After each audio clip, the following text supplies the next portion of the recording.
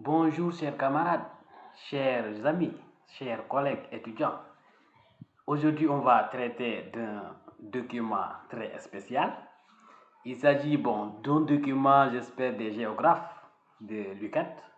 Et la question ici est de pouvoir tracer ces deux diagrammes-là. Où est le diagramme encore? Il faut d'abord tracer ce diagramme là. L'idée est de tracer à peu près ce diagramme. Les données sont à peu près les mêmes. C'est toujours de la géographie, mais en guise d'exemple, voilà ce que nous avons. 4 catégories de tendance. Et parmi ces 4 catégories-là, il faut aussi au passage essayer de les ranger ici. Par exemple, dans la feuille 2, on a bien énuméré, par exemple, tout ceci.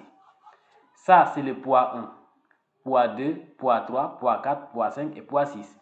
Et l'idée ici est de récupérer le nombre de fois où il y a 1 pour disparité entre les communes au niveau de cette feuille-là. Disparité entre les communes est là. C'est-à-dire il faut compter cette fois-ci combien de fois il y a 1 pour cette variable et les mettre ici. Et combien de fois il y a 2 pour les mettre ici, combien de fois il y a 3, combien de fois jusqu'à 6.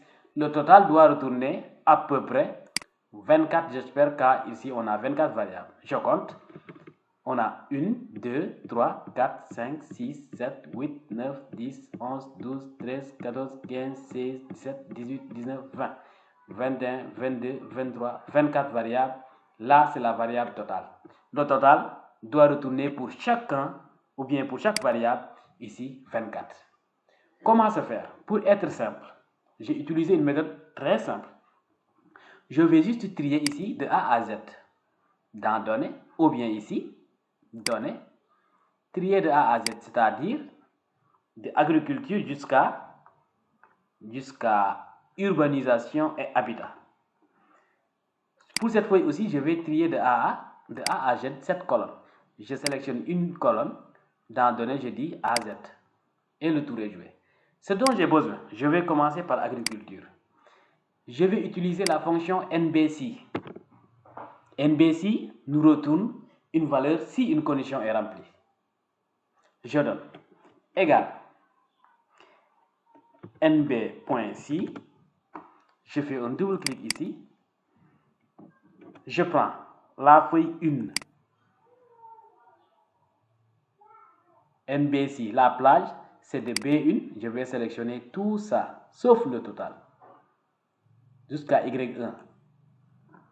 Je retourne à la feuille 2. Et ici, pour permettre à B1, à B d'évoluer, la colonne va évoluer, la colonne Y aussi va évoluer. Mais 1 et 2 ne vont pas évoluer. Point virgule. Je veux qu'il me compte ce qui est égal à 1. Ici, non. Ce qui est égal à 1, je prends celle-là. Attention, on dirait que je me suis trompé. C'est de la feuille 1 ici. La feuille, là. Je me suis trompé. Ça doit être les valeurs de la feuille 1. La plage, je la prends ici. De B2 jusqu'à Y1. De B1 jusqu'à Y1. Ici, j'ai besoin de calculer ceci. Voilà, je mets ici les signes $. Et ici encore, je mets les signes $ pour permettre aux deux valeurs d'évoluer. Et en fin de compte, attention, il y a erreur. En fin de compte, je dois lui dire que j'ai besoin que ce critère-là soit rempli. Le critère, c'est qu'il soit égal à B1. Quand je valide, je retrouve 0. Et regardez ce qui se passe. Ici, ce qui se passe, c'est quoi? J'ai 0 pour agriculture. Regardons s'il y a le numéro 1 pour agriculture. Il n'y a pas de numéro 1. Il n'y a pas de numéro 1. Il n'y a pas de numéro 1. Et voilà. Je semble avoir trouvé le résultat. Pour ici, dans ce cadre, quand je fais ceci, On dirait que le calcul n'est pas bon. Mais je continue. Ici, est-ce que je ne vais pas encore me rectifier? Je pense que ici c'est C, c'est B1. Moi, je vais modifier ici. Je modifie. Et quand je modifie encore, là, je vais changer de critère. Je vais fixer cette valeur pour que cela ne change pas. Dollar, dollar. B1, c'est cette cellule-là. Pour tout ce qu'il y a comme 1, il faut l'additionner. Je valide, je retrouve toujours 0. Cette formule-là, je vais la recopier ici. Je copie, CTRL C, je valide entrée. Ici, je vais mettre C, C1. Et là, je vais mettre valider entrée. Là, je vais mettre ABC, D. Je vais mettre D. Je valide et je mets entrée. Là aussi, je mets quoi? Je mets D, il y a E. Je valide. Pour fixer les variables, je fixe aussi la variable F. Elle ne change pas. Là, je fixe la variable G qui ne doit pas changer. Et j'ai ça. Regardez, le total doit donner 24. 17 plus 6 égale 23 plus 1, 24. Et quand je calcule, avec le même procédé, je retrouve tout ce qu'il y a comme 6. Je fais juste un double clic ici en bas sur le signe plus au point. Positionné au point, je retrouve un signe plus. Quand je dis double clic, il me calcule tout ce qu'il y a comme critère 5, tendance 5, tendance 4, tendance 3, tendance 2, encore tendance 1. Je vérifie pour cette colonne. Si je retrouve partout 24, ça veut dire que le calcul est OK. Je peux sélectionner de là à là, mettre code Alt, Entrée, Alt égale du moins, et je retrouve 24 partout. Et j'ai 24 partout. Vous pouvez vérifier pour une variable donnée. Compétences transférées aux collectivités territoriales. Il n'y a pas de 1, il y a une fois 2. On va vérifier ça. Compétences transférées aux collectivités territoriales. Il n'y a pas de 1. Vous pouvez vérifier ici. Vous ne verrez pas 1. Et pour voir combien de fois il y a 2, il y a une fois le poids 2. Le poids 2, ici, je ne le trouve pas encore. Il est là. Il est présent une seule fois. Le poids 3 est présent 3 fois. 3, 1, 2, 3. Il est présent 3 fois. Et le poids 4 est présent 13 fois pour compétences transférées.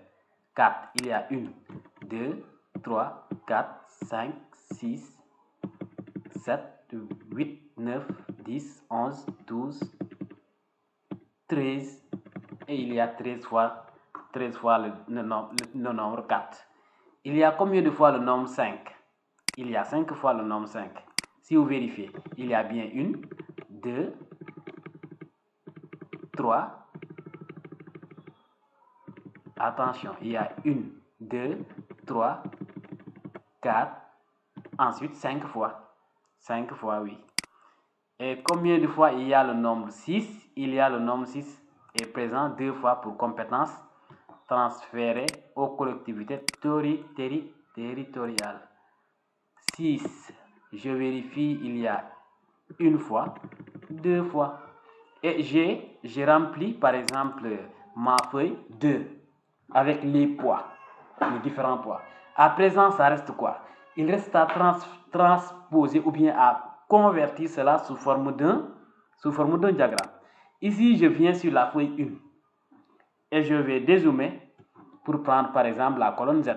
La colonne Z est là. Je vais trier de A à Z. Quand je trie de A à Z, j'ai ça. C'est-à-dire du plus petit au plus grand. Quand vous positionnez, comme ce sont des nombres, vous allez trouver du plus petit au plus grand. Alors que si ce sont des lettres, vous allez trouver de A à Z. Voilà, c'est ça la machine. Elle est intelligente. Ici, cette fois-ci, ce que je vais faire pour tracer le diagramme, Je vais juste sélectionner tout ça, cette colonne.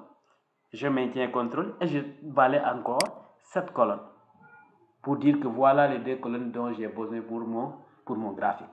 Dans insertion, il y a graphique, je vais prendre celui-ci ou bien je peux même faire ceci. Il va directement m'ouvrir ceci et je prends le graphique qu'on a recommandé. Je valide par OK. Et à présent, je fais quoi? Je vais déplacer ça sur une nouvelle feuille. Je dis graphique, sama graphique. Je valide OK. Et là, j'ai mon graphique que je peux dire aperçu, impression. Voilà ce qu'on me demande. Les quatre parties sont là. Première partie, deuxième partie, troisième partie et quatrième partie. Et hop, le tour est joué. Merci et à tout à l'heure. Merci d'aimer, de partager et de vous abonner surtout à ma chaîne YouTube pour être notifié des nouvelles publications que nous allons faire. Et merci aussi de nous faire des